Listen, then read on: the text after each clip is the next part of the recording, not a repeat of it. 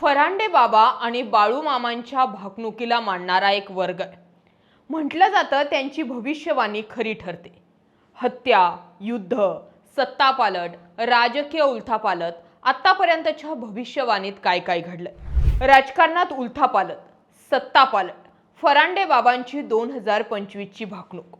कोल्हापूर जिल्ह्यातील पट्टणकोडोली येथील जागृत देवस्थान श्री विठ्ठल बिरदेव या देवाच्या यात्रेसाठी येत असताना नवरात्रीपासूनच खेलोबा वाघमोडे फरांडे महाराज यांचा कडक उपवास असतो. श्री विठ्ठल बिरदेवाच्या दर्शनानंतरच ते उपवासाची सांगता करतात. कडक उपवासाच्या दिवसातही आपल्या गावातून अंजन गावातून पायी चालत ते सलग 10 दिवस येत असतात.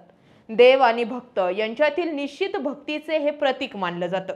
निरंकार आपल्या भाविक सहकाऱ्यांच्या बरोबर पायी चालत येऊन देवाच्या दर्शनानंतर उपवास सोडतात.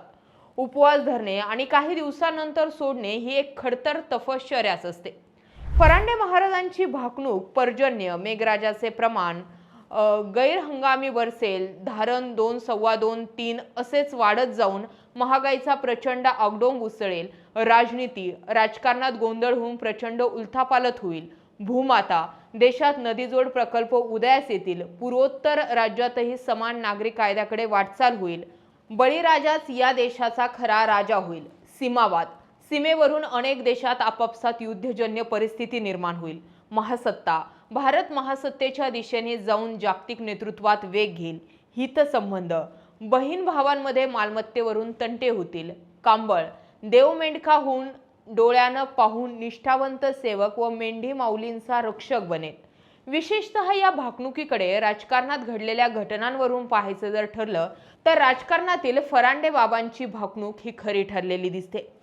युद्धजन्य परिस्थिती सुरू झाली, राजकारणामध्ये उलथापालथ झाली, अजित पवारांची हत्या की घातपात यावरून चर्चा.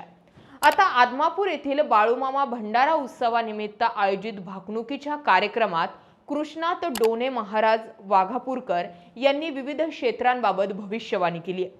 भाकणुकीदरम्यान जागतिक स्तरावर तणाव वाढण्याची शक्यता व्यक्त करताना चीन आणि कोरिया हे देश भविष्यात जगासाठी धोकादायक ठरू शकतात असं या भाकणुकीमध्ये सांगण्यात आलंय.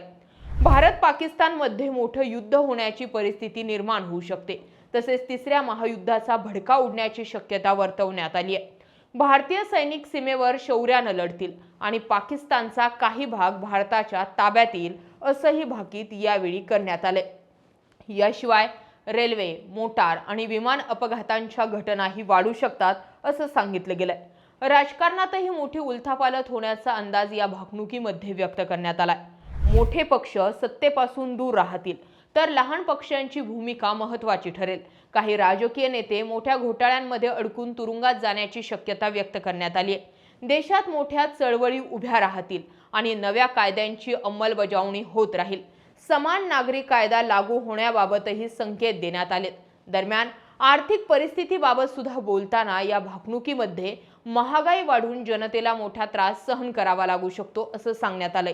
सोन्याच्या किमतींमध्ये मोठी वाढ होईल तर दरवाढीमुळे सामान्य माणसांचं जगणं कठीण होईल असंही भाकीत वर्तविण्यात आलंय.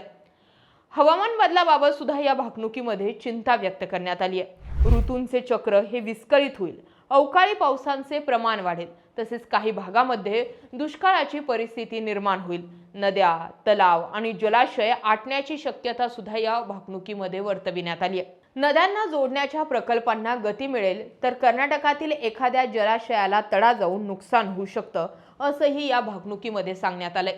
याशिवाय सुनामी, वादळ, भूकंप यांसारख्या नैसर्गिक आपत्तींचा धोका वाढण्याची शक्यता सुद्धा या भाकणुकीमध्ये व्यक्त करण्यात आली आहे. भविष्यात जंगलातील प्राणी गावांकडे येतील आणि मानवी जीवनशैलीतही बदल होतील असंही यामध्ये नमूद करण्यात आलंय. आंतरराष्ट्रीय बाजारपेठेमध्ये चढ उतार सुरू राहतील, मात्र भारतीय उत्पादनांना मागणी वाढेल असंही भाकीत करण्यात आलंय. धार्मिक आणि सामाजिक घडामोडींविषयी बोलताना संस्कृती आणि हिंदू धर्माला चांगले दिवस येतील. जगातील अनेक देश हिंदू धर्माची स्थापना करतील. भारत देश हिंदू राष्ट्र होईल. अनेक देशांमध्ये हिंदू संस्कृतींबद्दल आकर्षण वाढेल असं सुद्धा या भाकणुकीमध्ये सांगण्यात आले. सोबतच पशुधनाचे महत्त्व वाढेल आणि दूध, दुग्धजन्य पदार्थांच्या किमती वाढतील असा अंदाजही व्यक्त करण्यात आलाय. मानवाला 18 प्रकारचे आजार होतील. विज्ञानाची प्रगती माणसासाठी घातक ठरेल. मानवाचे आयुष्य कमी होईल. 12 वर्षांची मुलगी आई बनेल, तरुण पिढी वाम मार्गाला जाईल, चंद्र सूर्याची अकस्मात टक्कर होईल, जगात 3 दिवस अंधार पडेल, जग दुनिया दिसणार नाही, माणूस काही दिवसांनी राहण्यासाठी आकाशातील तारे ग्रह या जागेचा शोध घेतील, अशा पद्धतीची भाकणूक यावेळी आदमापूर या ठिकाणी करण्यात आली आहे. आता या ठिकाणी खरं तर विश्वासाचा भाग आहे, श्रद्धा आणि अंधश्रद्धेचा भाग आहे.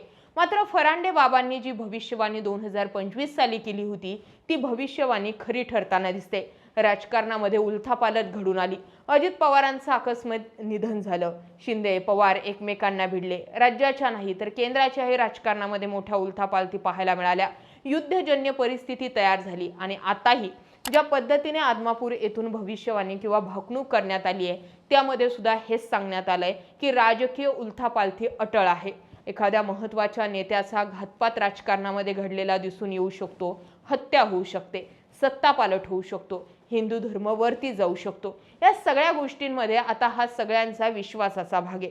काही लोक या भविष्यवाणीवरती भाकणुकीवरती मोठी श्रद्धा ठेवतात किंवा त्यांच्या श्रद्धेचा भाग आहे.